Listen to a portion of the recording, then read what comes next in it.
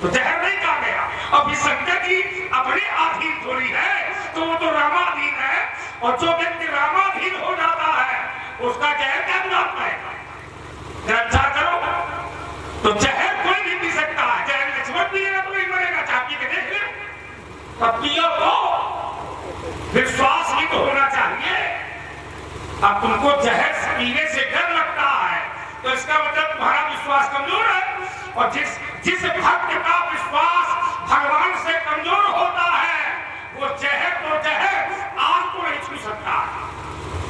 और जिस भक्त को भय नहीं है, परमात्मा में विश्वास है, वो प्रहलाद की तरह होलिका के साथ आग में बल जाता है। तो विश्वास तो होना चाहिए, तो ऐसा नहीं करना चाहिए। कैसे नहीं करना चाहिए?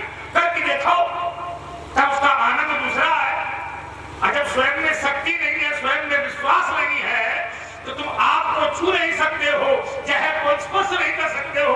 अरे प्रहलाद बनने की कोशिश तो करो, प्रयास तो करिए। जहर क्या था? पहाड़ों से फेंका गया था, आग में बैठाया गया था, लोहे के गर्म करके चाबुक छुआए गए थे, पहाड़ों से फेंका गया था। तो प्रहलाद मरा नहीं, पर तुमको बड़ा डर लग रहा है हम मर जाएंगे, और राम के पास बचे भी रहे।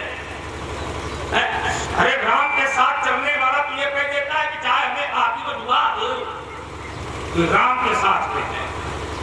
और जो राम के सानिध्य में रहता है उसको किसी प्रकार का डर नहीं रहता, और जो डरता है उसकी भक्ति कहीं ना कहीं जंगला रही है, कमजोर है भक्ति उसकी। याद रखो, तुमने कहा कि आप ऐसा करते हो तो कहती ये लोग इसको मानेंगे।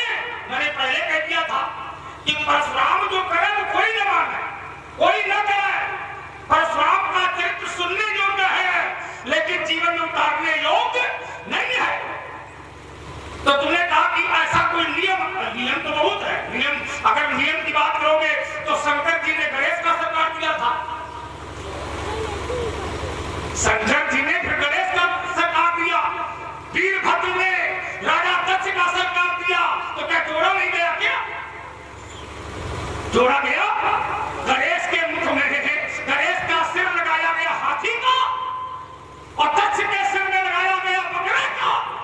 लेकिन लगाया गया, जिंदा किया गया, लेकिन मारने वाला तो सामर्थ बात होना चाहिए। हमने पहले कह दिया था काट वही सकता है तो जिंदा करने की क्षमता रखता हो। तो शंकर जी ने काटा था तो जिंदा कर दिया था, और तुम काट के दिखाओ और जिंदा करके दिखाओ। बात हमारी साफ है, उसमें खिसियाने की जरूरत थोड़ी है। अरे शंकर जी ने काटा तो गणेश को जिंदा कर दिया, वीरभद्र ने काटा तो राजा दक्ष जिंदा हो गया, ऐसी। और परशुराम ने काटा तो हमने जिंदा कर दिया। तो हमने एक थोड़ी जिंदा किए, हमने तो 9 लोगों को जिंदा किया, और तुम एक कमा के जिंदा करो। उत्तर ले ले उसी का। एक क्षण, अरे थोड़ा थोड़ा हो जाए ना। ये तो हमने कई बातें छोड़ी थी, इसलिए हम बोलने के लिए तैयार हैं। तब है, देखिए रुक जाए। नहीं, हम इसमें कोई बुरा थोड़ी मान रहे, पर इसमें इसका तर्क ले लो, आनंद ले लो। आनंद में क्या दिक्कत है? कोई विरोध नहीं। आपने कहा खिसिया करके, तो खिसियाना मेरे चरित्र में नहीं होना, मैं खिसियाता हूँ, मैं तो आनंद से लेता हूँ। देखो, आपने कहा शंकर जी ने गणेश जी का शीश काटा, ठीक है। दक्ष ने वीरभद्र का शीश काटा, ठीक है।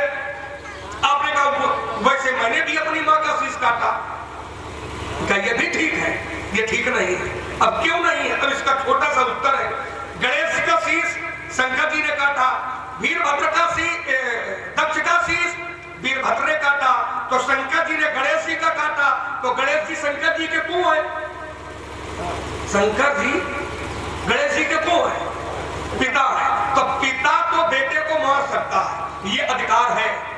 पिता को बेटे को मारने का अधिकार है, ये तो नियम है। पिता बेटे को मार सकता है, माने गणेश जी का शीश शंकर जी कर सकते। वीरभद्र, क्योंकि शंकर जी का ही एक रूप है शिव पुराण के अनुसार, है ना।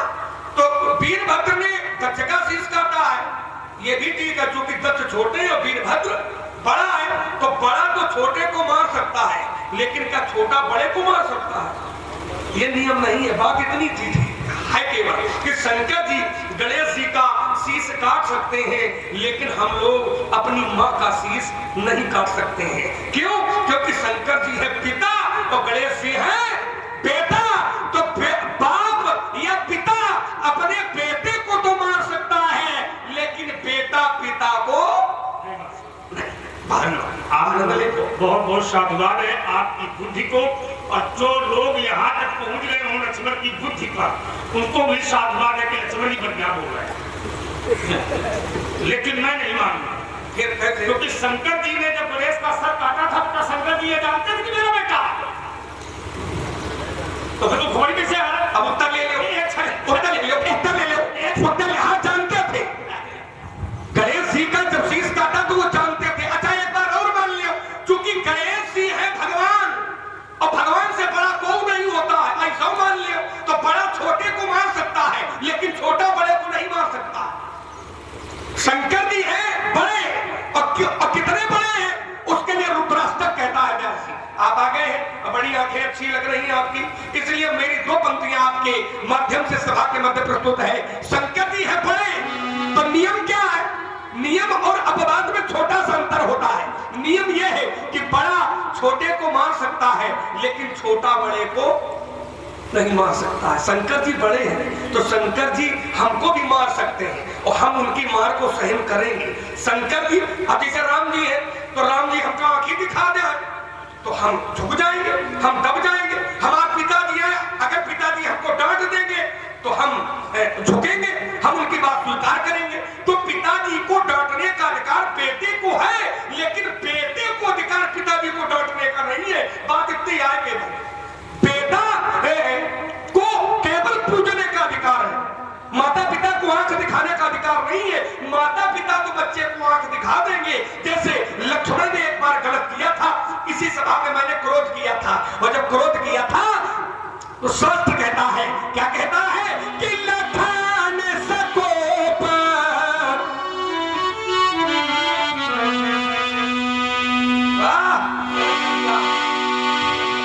लखन सकोप बचन जे बोले तो यज्ञ मगानी मही दिग्गज डोले। और सकाल लोग सब भूप बिराने, और सियहि हरसी जनक सकु जानी। और जब राम जी ने ये देखा तो सह नहीं रघुपति, राम जी ने अपने आंखों से इशारा किया कि बस अब आ जाओ बगल में। सह नहीं रघुपति लखन निवारे, प्रेम समेत निकट भई। हम बैठ गए। बात इतनी है केवल कि छोटा बड़े को मारने का अधिकार नहीं रखता है, लेकिन बड़ा छोटे को मारने का अधिकार रखता है। माँ बाप बच्चे को डांट सकते हैं, ये माँ बाप का अधिकार है, लेकिन बच्चे माँ बाप को डांटे ये बच्चों का अधिकार नहीं है। शंकर जी गणेश जी का शीश काट सकते हैं, ये शंकर जी का अधिकार है, लेकिन गणेश जी शंकर जी का शीश काट रहे हैं ये अधिकार नहीं है। अधिकारों की लड़ाई है। अब जैसे धर्म तोड़ने वाले धर्म की चर्चा आपने की थी, अब उसने धर्म किया तो धर्म किया तो उसकी जय जयकार हो रही है। अब आप गलत कर रहे हो तो लोग तुमका फूटी आंखें नहीं देखो चाहते। हमें फूटी आंखें को देखो क्या वो नहीं, धोखे में नहीं है, धोखे में नहीं। अगर फूटी आंखें नहीं देखो जा तो तुम हमारे बाप का है छू रहे हो ना। अगर फूटी आंखें नहीं देखो जाता है तो राम लक्ष्मण हमारे पैर क्यों छूते? फूटी आंखें नहीं देखना चाहते तो विश्वामित्र मिले दुनिया क्यों? विश्वामित्र क्यों मिलने आए? अगर फूटी आंखें नहीं देखना चाहते तो सीता ने प्रणाम क्यों किया? फूटी आंखें नहीं देखना चाहते तो जनक ने सिर क्यों नवाया? अगर फूटी आंखें नहीं देखना चाहते हो तो फिर गले क्यों मिलो? अरे वाह, फूटी नाखिन ये कहा तो फूटी नाखिन में सब कुछ है। फूटी आंख में ही सब कुछ है। फूटी आंख में क्या? उनकी आंख में ही तो सब राज है। आइए जरा एक छोटा उत्तर देता हूँ, आइए सब और तुम्हारी बात को तत्कालीन उत्तर भी देता हूँ। तुमने कहा कि गणेश का सर काटा तो पिता है, तो हमने उत्तर तत्काल दिया था। हमने कहा शंकर जी नहीं जानते, और ईमानदारी यही है दोनों कि शंकर जी ने जो गणेश का सर काटा था तो शंकर जी नहीं जानते।